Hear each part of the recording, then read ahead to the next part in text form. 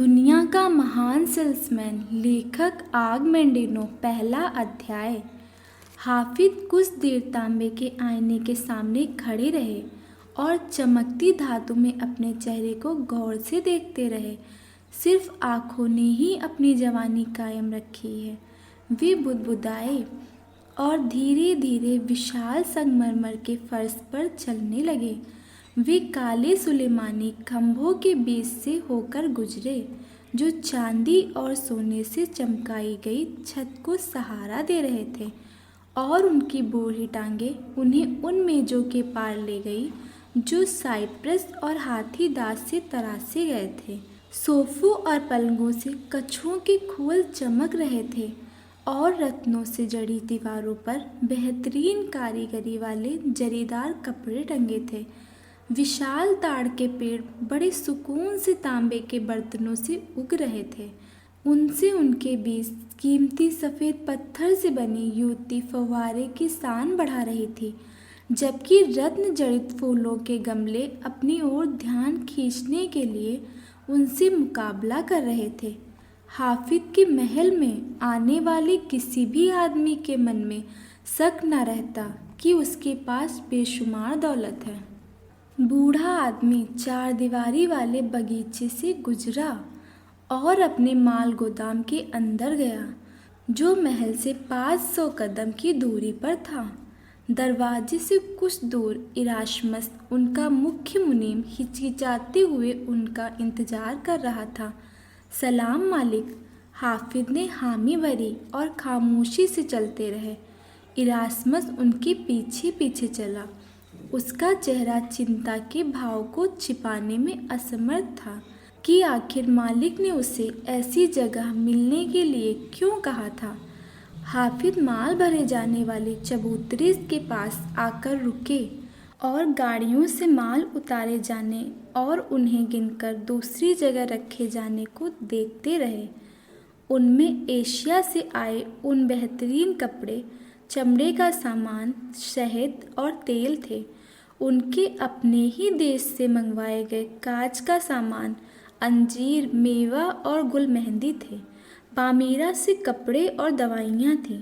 अरब से अदरक, दालचीनी और कीमती पत्थर थे। मिस्र से भुट्टा, कागज, ग्रेनाइट, कीमती सफ़ेद पत्थर और अशिताश्म थे। बेबीलोन के कालीन थे, यूनान की चित्रकारी थी और ग्रीस की मूर्तियाँ थीं। वातावरण में अशिताश्म की महक थी और हाफिज की संवेदनशील बूढ़ी नाक ने मीठे आलू बुखारे, सेब, पनीर और अदरक की खुशबू को सूंघा। आखिरकार वे इरास्मस की ओर मुड़े। मेरे दोस्त, हमारे खजाने में अब कितनी दौलत जमा हो गई होगी। इरास्मस का चेहरा फिक पड़ गया। सब कुछ है मालिक, सब कुछ। अभी हाल में हिसाब किताब तो नहीं लगाया, लेकिन मेरे अंदाजे से सोने की 7 करोड़ मुद्राएं होंगी, और अगर मेरे गोदाम और बड़ी दुकान में रखे सारे सामान को सोने में बदला जाए तो उन सब की कीमत क्या होगी। पिछले 3 महीनों की माल सूची अभी तैयार नहीं हुई है मालिक, लेकिन मेरे हिसाब से 3 करोड़ मुद्राएं और जोड़ी जा सकती हैं। हाफिज ने हामी भरी। अब और माल मत खरीदना। मेरा जो कुछ है सब बेच डालो और सोने में बदल दो। मुनीम का मुंह खुला का खुला रह गया। वह कुछ बोल न पाया। वह पीछे हटा, मानो उसे किसी ने धक्का दिया हो, और जब कुछ बोलने लायक हुआ तो बड़ी मुश्किल से अल्फाज निकले। मैं कुछ समझा नहीं मालिक। इस साल हमें काफ़ी मुनाफा हुआ है। हमारी हर बड़ी दुकानों में पिछले साल से ज़्यादा बिक्री हुई है। अब तो रोमन फौज भी हमारा ग्राहक है। आपको याद नहीं, पिछले 2 सालों में आपने जेरुसलम के दलाल को 200 अरबी घोड़े बेचे थे। अपनी गुस्ताखी के लिए माफ़ी चाहता हूँ, क्योंकि मैंने आज तक आपके हुक्म पर सवाल नहीं उठाया, मगर इस हुक्म को समझने में मैं नाकाम हूँ। और हाफिज मुस्कुराए और नरमी से इरास्मस का हाथ थामा। मेरे वफादार साथी, यह याद करने के लिए क्या तुम्हारी याददाश्त अभी भी उतनी ही तेज है कि जब बरसों पहले मैंने तुम्हें नौकरी पर रखा था तब मेरा पहला हुक्म क्या था? कुछ देर के लिए इरास्मस के माथे पर बल पड़ गए, लेकिन फिर उसका चेहरा खिल उठा। आपका हुक्म था कि मैं हर साल अपनी तिजोरी से मुनाफे का आधा हिस्सा निकालूं और गरीबों में बांट दूं। और उस वक्त क्या तुम्हें नहीं लगा था कि मैं कारोबार में एक बेवकूफ़ हूँ? मुझे आने वाले कल की बहुत फिक्र थी मालिक। सहमति में हाफिज ने हामी भरी और अपनी बाहें माल ढुलाई के चबूतरे की ओर फैलाते हुए कहा, क्या अब तुम मानोगे कि तुम्हारी फिक्र की बुनियाद गलत थी? जी हाँ मालिक। तब फिर जब तक मैं अपना मंसूबा पूरी तरह से समझाता हूँ तब तक मेरे इस फैसले पर यकीन रखो। मैं अब बूढ़ा हो चला हूँ और मेरी ज़रूरतें निहायत मामूली हैं। बरसों की खुशियों के बाद जब से मेरी प्यारी लिशा गुजरी है, मेरी यह ख्वाहिश है कि मैं इस शहर के गरीबों में अपनी पूरी दौलत बांट दूँ। मैं अपनी बाकी ज़िंदगी के लिए सिर्फ उतना रखूँगा जितना मेरे सुकून के लिए काफ़ी होगा। सामान बेचने के अलावा मैं चाहता हूँ तुम एक दस्तावेज़ तैयार करो जो हर बड़ी दुकान का मालिकाना हक उस आदमी के नाम कर दे जो इस वक्त मेरी दुकान संभाल रहा है। मैं यह भी चाहता हूँ कि तुम उनकी बरसों की वफादारी के एवज में इनाम के तौर पर 5,000 सोने की मुद्राएं उन कारिंदों में बांट दो ताकि वे अपनी दुकानों में फिर से सामान भर सकें जैसा वे चाहते हैं। इरास्मस ने जैसे ही कुछ कहना चाहा, हाफिज ने हाथ के इशारे से उसे रोका। कहीं तुम्हें यह काम पसंद नहीं आया?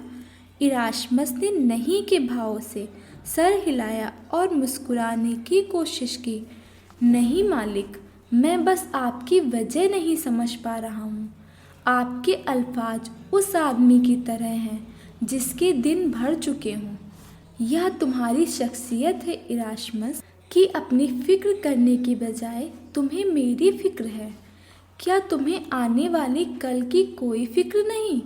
जब हमारा कारोबार पूरी तरह खत्म हो जाएगा। हम बरसों के साथ ही रहे हैं, आज मैं सिर्फ अपने लिए कैसे सोच सकता हूँ? हाफिज ने अपने पुराने दोस्त को गले से लगा लिया और कहा, उसकी ज़रूरत नहीं है। तुम इसी वक्त फ़ौरन 50,000 सोने की मुद्राएं अपने नाम कर लो और मेरी यह गुजारिश है कि जब तक मेरा दिया बरसों पुराना वादा पूरा नहीं हो जाता तब तक तुम मेरे साथ रहो। जब वह वादा पूरा हो जाएगा तब मैं वसीयत के हवाले यह महल और माल गोदाम तुम्हारे नाम कर दूंगा, क्योंकि तब मुझे अपनी लिशा से मिलने की तैयारी करनी होगी। पुराना मुनीम अपने मालिक को घूरता रहा। जो उसने सुना उसे समझ पाने में वह असमर्थ था। 50,000 सोने की मुद्राएं, महल, माल गोदाम, मैं इन सब के लायक नहीं हूँ। हाफिज ने हामी भरी। मैंने तुम्हारी दोस्ती को हमेशा एक बेशकीमती दौलत माना है। तुम्हारी इंतहाई वफादारी के आगे मैं जो कुछ दे रहा हूँ उसकी कोई कीमत नहीं है। तुमने जीने की कला में महारत हासिल की है, जो सिर्फ अपने लिए ही नहीं बल्कि दूसरों के लिए सोचता है। तुम्हारी इस फिक्र ने तुम्हें सबसे ऊपर उठाया है। आदमियों के बीच तुम एक मर्द हो। अब मैं चाहता हूँ तुम मेरा हुक्म जल्द से जल्द पूरा करो। वक्त मेरे लिए बेशकीमती है और किसी भी पल मेरी आंखें हमेशा के लिए बंद हो सकती हैं। अपने आंसुओं को छिपाने के लिए इरास्मस ने चेहरा घुमा लिया। उसकी आवाज़ लड़खड़ा गई जब उसने पूछा, और आपका वो वादा कौन सा है जिसे पूरा करना है? हालांकि हम भाइयों की तरह रहे हैं, लेकिन मैंने कभी भी आपको इसका जिक्र करते नहीं सुना। हाफिज ने हाथ बांधे और मुस्कुराए। मैं तुमसे फिर से मिलूँगा जब तुम मेरा आज सुबह का हुक्म पूरा कर चुके होगे।